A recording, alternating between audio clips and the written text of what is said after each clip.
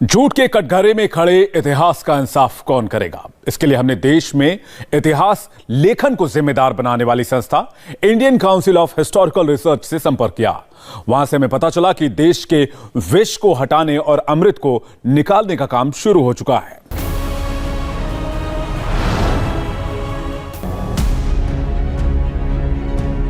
Raghuvendra Tamal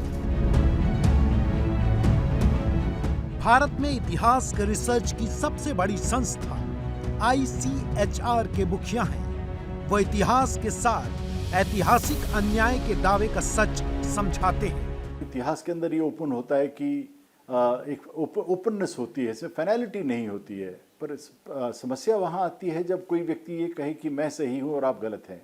Om ji Upadhyay Indian Council of Historical Research के निदेशक हैं।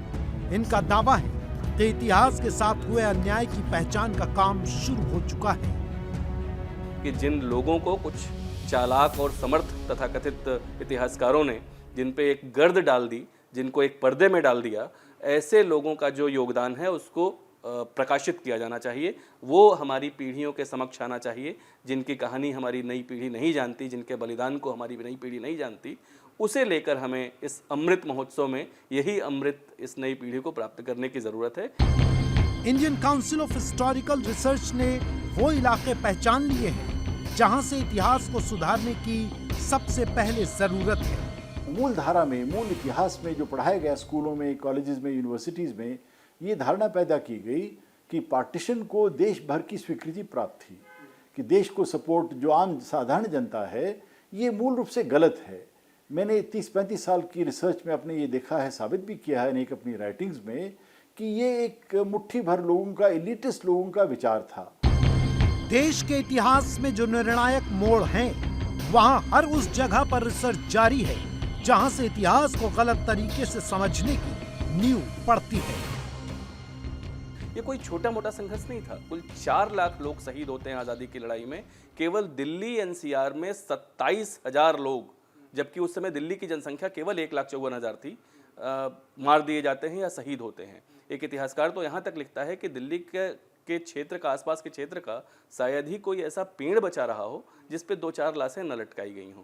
लेकिन जब हम इसकी बात करते हैं तो इसको हमारे इतिहास की पाठ्य पुस्तकों में, वो 8वीं कक्षा की या 12वीं कक्षा की जो पाठ्य पुस्तकें हैं, उसमें जिस तरह से डिपिक्ट किया जाना चाहिए था वैसा नहीं हुआ। केवल उनकी आर्थिक नीतियों के कारण जो उन्होंने शोषण किया, उसके कारण जिस तरह के अकाल इस देश में पड़ते हैं, अगर केवल अकालों के इतिहास पे काम किया जाए या उसकी सच्चाई सामने लाई जाए, तो बहुत सारे लोग अभी भी ये बात कहते हैं कि उनके आने से आधुनिकता आ गई।